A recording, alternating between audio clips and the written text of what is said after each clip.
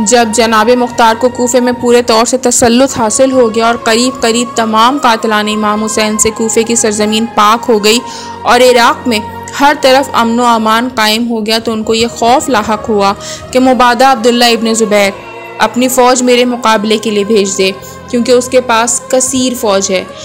मक्का के तमाम लोगों ने सिवाय बनी हाशिम के अब्दुल्ला इब्न ज़ुबैर से बैत कर ली थी और उनमें ज़्यादातर बनी उमैया और अंसार व कुरैश थे। मुख्तसर ये कि अब्दुल्ला इब्न ज़ुबैर का हिजाज में पूरा तसल्लुत कायम था। वो तमाम लोग जो मारका हाय जमल व सिफ़ीन में अमीरुल मोमिनीन अलैहिस्सलाम से लड़े थे और एक बड़ा गिरोह जो आपका दुश्मन था, सबके सब अब्दुल्ला से बैत कर चुके थे। अलावा अज़ीम बड़े बड़े सरदार जो यजीद की बदामालियों से नाराज़ हो गए थे, इस ख्याल से मक्के में मौजूद थे कि अब्दुल्ला इब्न ज़ुबैर की सल्तनत कायम हो जाएगी तो उनका भी इक़्तिदार बढ़ जाएगा। इन असबाब के बिना पर मुख्तार को अब्दुल्ला इब्न ज़ुबैर की तरफ से ख़तरा था।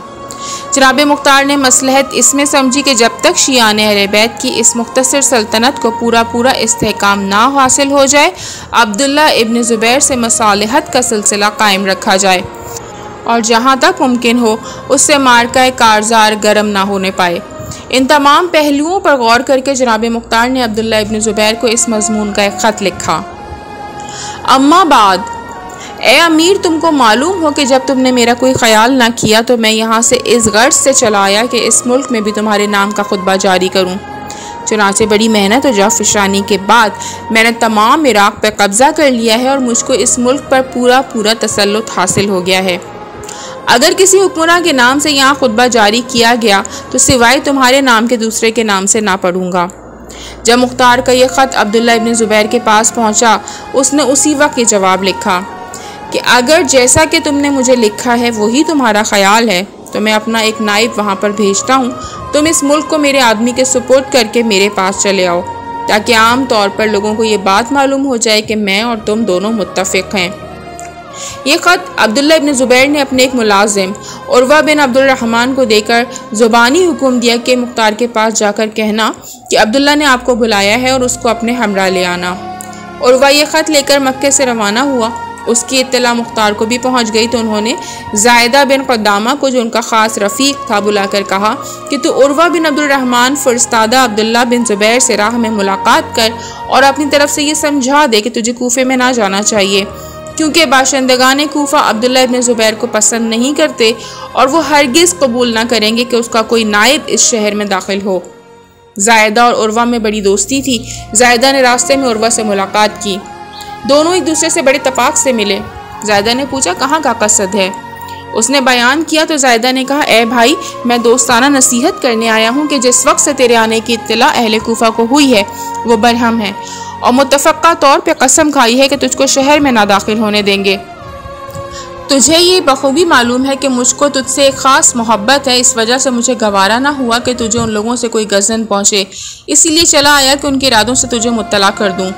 ये भी सुन ले कि कूफे से यहाँ फ़ौज का एक सिलसिला तेरी ईज़ा रसानी के लिए जारी है। और वह ये सुनकर सख्त परेशान हुआ और कहा, ए बरादर, कोई ऐसी तदबीर बता कि यहाँ से सही और सलामत वापस चला जाऊँ। ज़ायदा ने कहा, तू इसी जगह से इत्मीनान से वापस हो जा। मैं अभी जाता हूँ और जहाँ तक ये फ़ौज पहुँच गई है हेला और हवाला करके उसी मकाम पर रोक दूँगा। उर्वा बिन अब्दुल रहमान तो मक्का वापस चला गया और इधर ज़ायदा बिन क़ुदामा ने हज़रत मुख्तार की खिदमत में आकर सब गुफ्तगू मुफस्सल बयान की।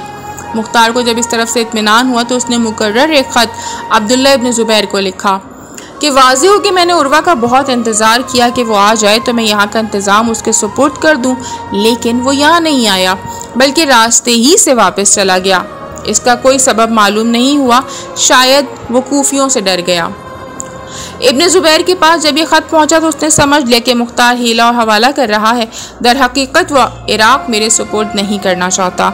तो उसने जनाब मोहम्मद हनफिया को अपने पास बुलाया, जो मक्के ही में उन दिनों तशरीफ़ रखते थे और खाना नशीन थे। दुनिया और अहले दुनिया से उन हज़रत को कोई वास्ता ना था, हर वक्त इबादत परवरदिगार में मसरूफ़ रहते थे। हुकूमत और इक़्तिदार की उनको कोई परवाह ना थी। अलगर्ज़ इब्न ज़ुबैर ने एक शख्स कैस नामी को उनके पास भेजा कि मेरे पास उनको बुला ला ताकि जो कुछ मुझ पर वाजिब व लाजिम है उनको बखूबी समझा दूँ। कैस का बयान है कि जब मैं हज़रत की खिदमत में हाजिर हुआ तो मैंने देखा कि आप मुसल्ले पे बैठे हैं और कुरान मजीद की तिलावत फरमा रहे हैं और एक नूर उनके रूए मुबारक से चमक रहा है। उनकी इस अज़मत और जलाल को देखकर एक रौब मेरे दिल पर छा गया। मैंने नहायत ताज़ीम से सलाम करके अर्ज़ किया कि या सैयद, अमीर अब्दुल्ला ने इस वक्त किसी ख़ास ज़रूरत से आपको याद किया है। आपने फरमाया, उसको मुझसे क्या काम है, क्योंकि मैं खाना नशीन होकर बस इबादत इलाही से गर्ज रखता हूँ। दुनिया की हर ख्वाहिश से दस्तबरदार हो चुका हूँ। मैंने अर्ज़ किया, बेहतर है आप चलकर सुन लें। ये सुनकर आप मेरे साथ पैदल रवाना हुए। मैंने हर चंद अर्ज़ की कि ऐ सैयद, घोड़े पर सवार होकर तशरीफ़ ले चलिए। आपने फरमाया, अपने भाई इमाम हुसैन अलैहिस्सलाम की शहादत के बाद से मैं घोड़े पर सवार नहीं हुआ। अलगर्ज़ मैं भी प्यादा हज़रत के साथ चला। हज़रत ने इब्ने ज़ुबैर के दरवाजे पर पहुंचकर दुआएं पढ़ी, फिर दरबार में दाखिल हुए। वो हज़रत को देखकर ताज़ीन को उठा और अपने मकाम से बुलंद मकाम पर बिठाया और कहा, मैं जानता हूं कि आप सादिकुल कौल हैं।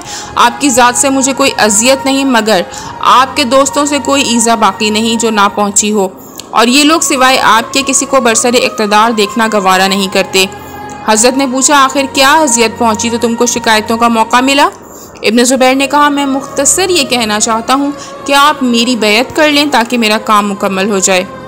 हज़रत ने फरमाया, जो कुछ इकरार कर चुका हूँ उस पर कायम हूँ। गरब से लोग आपके पास आते हैं, आखिर किस लिए? आपने फरमाया, जो लोग आते हैं वो सिर्फ मसाइल हलाल और हराम की तहक़ीक़ और दरियाफ़त के लिए आते हैं। अगर मैं अपनी बैत के लिए लोगों को जमा करना चाहता तो तुझसे ज़्यादा औला और मुस्तहिक़ हूँ। रहा मनसब इमामत, वो ना मेरा है ना तू उसका अहल है। वो हक़ और मनसब हज़रत इमाम ज़ैनुल आबिदीन अलैहिस्सलाम का है। इब्ने ज़ुबैर ने कहा, आप तो फरमाते हैं कि दुनिया से मुझे कुछ गर्ज़ नहीं, मगर क्या आप ही ने इराक़ में मुख्तार को नहीं भेजा जिसने मेरे कारिंदों को कत्ल किया, वहाँ के बाशिंदों को तबाह बर्बाद किया? आपने फरमाया, मुख्तार इमाम हुसैन अलैहिस्सलाम का इंतकाम लेने में मशगूल है। मुझे इस बात से कोई सरोकार नहीं और ना मेरी तहरीक से वो ये काम कर रहा है। तुम फिर भी मुझ पर शक करते हो। ये किसी मज़हब में जायज़ नहीं कि गुनाह करे कोई और तावान अदा करे कोई दूसरा। तुम नाहक मुझको मुत्तहम करते हो। इब्ने ज़ुबैर ने कहा, मैं उस वक्त तक आपको ना छोड़ूंगा जब तक आप मुख्तार के नाम इस मजमून का ख़त ना लिखेंगे कि वो इन कार्रवाइयों से बाज आ जाए। हज़रत मोहम्मद हनफिया ने फरमाया, मुझ पर यह सब कुछ वाजिब नहीं कि मैं मुख्तार को मना करूँ। ये क्या ज़रूरी है कि वो मेरे कहने पर अमल भी करे? वहाँ सब शुरफाए मक्का मौजूद थे, मगर कोई उनके दरमियान दखल ना देता था। उस्मान बिन शैबा भी मौजूद था, जो मक्के का एक ज़ी इज़्ज़त व साहिब वक़ार शख्स था। उसने तमाम गुफ्तगू सुनकर कहा, ए इब्ने ज़ुबैर, तुझको एक ऐसे बुज़ुर्ग से ऐसी सख्ती और दुरुस्ती हरगिज़ मुनासिब नहीं जो शमशीर इस्लाम है। लेकिन इब्ने ज़ुबैर ना माना और उसने साफ अल्फाज में ये कह दिया कि मैं आपको सिर्फ इतनी मोहलत देता हूँ कि आपका सफ़ीर कूफे जाकर मुख्तार से जवाब लेकर वापस आ जाए। अगर मुख्तार इन मामलात से दस्तबरदार ना होगा तो मैं आपको कत्ल कर दूंगा। उसके बाद उसके हुक्म से चाहे जमजम पर एक खैमा नस्ब किया गया और हज़रत मोहम्मद हनफिया उसमें ठहरा दिए गए और 40 सिपाही आपकी निगरानी पर मुतय्यन कर दिए गए। उस वक्त जनाब मोहम्मद हनफिया ने एक ख़त मुख्तार को इस मजमून का लिखा, अम्मा बाद, ए मुख्तार, आगाह हो कि अब्दुल्ला बिन ज़ुबैर ने मुझे चाहे जमजम पर एक खैमे में महसूर कर दिया है और कहता है इस अरसे तक की तुमको मोहलत है कि तुम मुख्तार को नामा लिखो कि वो अपनी कार्रवाई से बाज आ जाए, वरना मैं तुमको कत्ल कर दूंगा। 40 आदमी मेरी निगरानी पर मुकर्रर कर दिए हैं। ये लोग मुझे अपने मकान तक नहीं जाने देते। मैंने अपने हाल से तुझे मुत्तला कर दिया है ताकि मेरे बारे में गौर करे। तुझ पर खुदा की रहमत हो। इस ख़त पर मोहर करके अपने ग़ुलाम साद के हाथ मुख्तार के पास भेजा और कहा इसका जवाब बहुत जल्द लेकर वापस आए।